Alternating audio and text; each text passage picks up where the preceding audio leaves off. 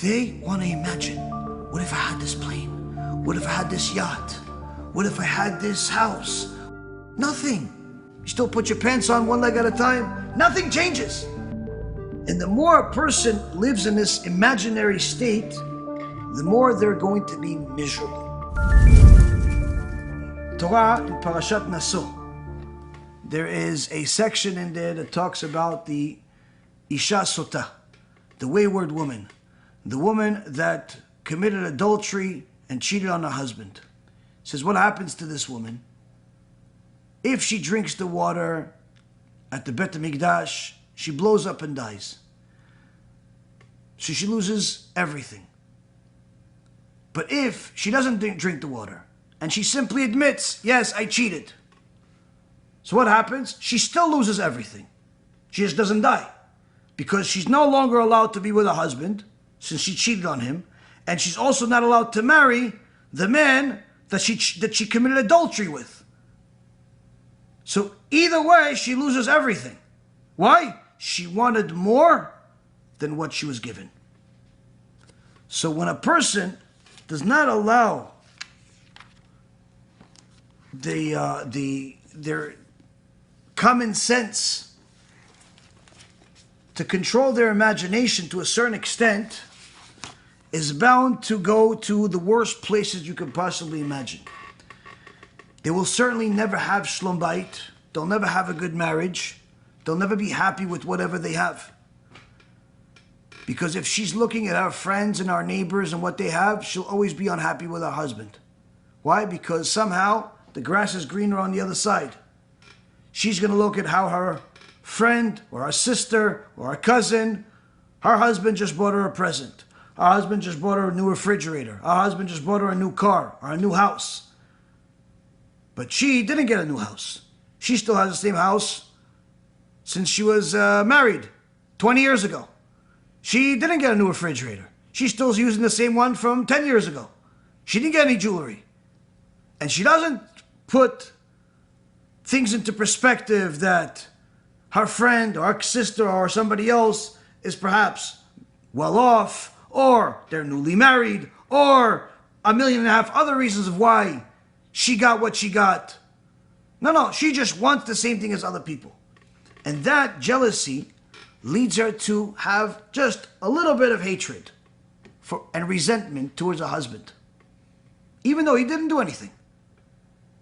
What did he do? He didn't buy her a new house? If you had to buy your wife a new house every time she wanted one, you'd have literally more property than Donald Trump.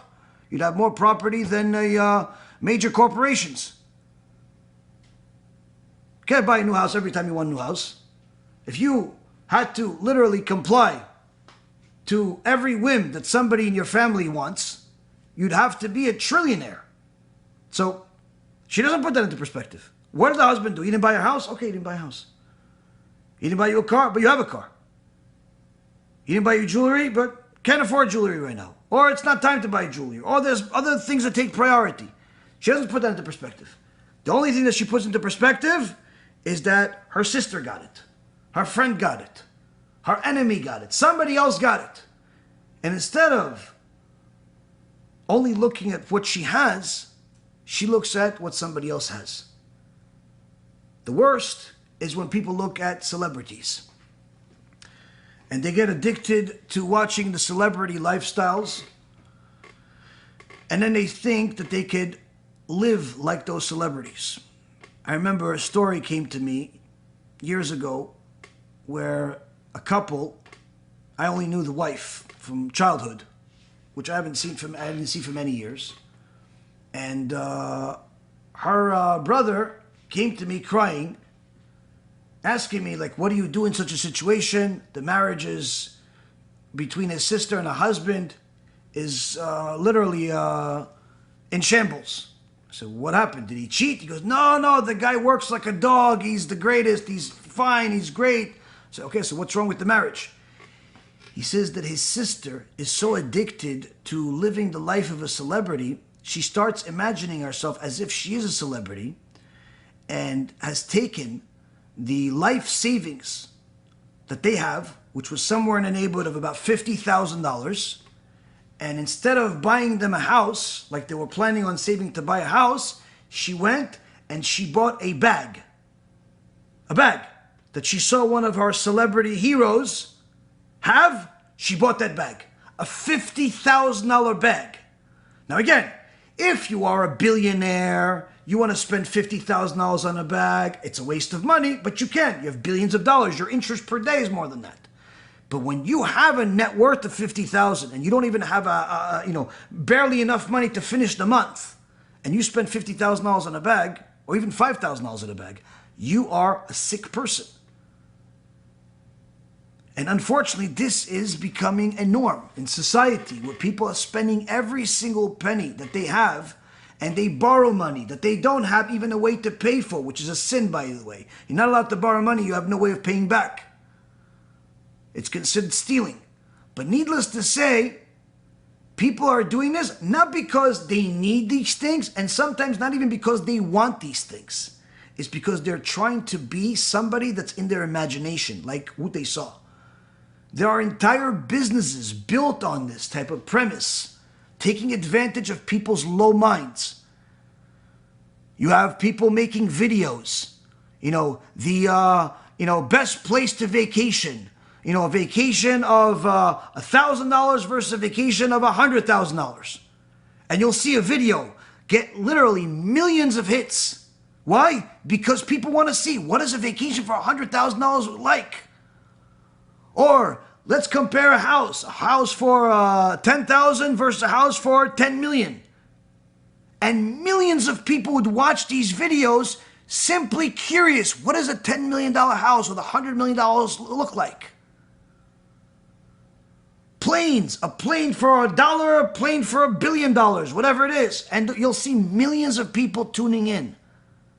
Even though they know they'll never be able to buy this $1 billion plane. They don't need to buy this $1 billion plane. Even the company or person that owns it doesn't want this plane anymore. And the best use of that plane was simply for that video, which is surely not worth $1 billion. Not that, or the yacht, or any of the other stuff that people get for that kind of money. But all it's for is simply show off. But the people that are watching the video, they want to imagine, what if I had this plane? What if I had this yacht? What if I had this house? What if I had this? What would I do? Nothing. You still go sleep. You still go to the bathroom. You still eat. You still put your pants on one leg at a time. Nothing changes. And the more a person lives in this imaginary state, the more they're going to be miserable.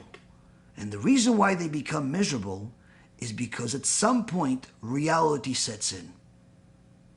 At some point, reality sets in when he realizes that that girl that he's looking at, he's never going to have her. He's never going to have her. Why? She's married. She's not interested. 1.5 million other reasons. The Gemara in Masechet Sanhedrin says that there was one guy that wanted another girl. She wasn't interested. He went to the doctor. He said, "Doctor, I'm dying." Doctor said, "Why are you dying?" He said, "Because this girl next door doesn't want to marry me." He said, "All right, let me talk to the rabbi." "Hey, rabbi, my patient is dying. He's a Jew." He said, "Okay, why is he dying? Should we say Kaddish?" No, he's still alive." "Okay, so what's the problem?" "He wants to marry this girl." "Okay, so what's the problem? She doesn't want to marry him?" "No." "Okay, so find somebody else." No, he has to have her." "So can he, maybe she could show herself to him?" The rabbi says, "Let him die and not see her." Doctor comes back to the patient and goes, "Listen, patient, sorry, rabbi didn't go for it." "You're still dying?" "Yeah, I'm still dying." "All right, let me go back to the rabbi." "Rabbi, listen, he's still dying. He's dying even worse than yesterday. So maybe he could talk to her?" "For what? What is he going to talk to her about?" "No, he could talk to her about how much he's dying over her." Rabbi said, "Let him die and not talk to her. We don't have conversations between boys and girls just for the sake of desire. They talk either for the sake of getting married or because they're already married. Otherwise, there's no reason for them to talk. You should talk to your husband. not your neighbor. Your neighbor comes over, tell him my husband's not here, bye, click, the end. Why? Platonic relationships are unhealthy. They become atomic relationships. Same thing with women that go into the business world.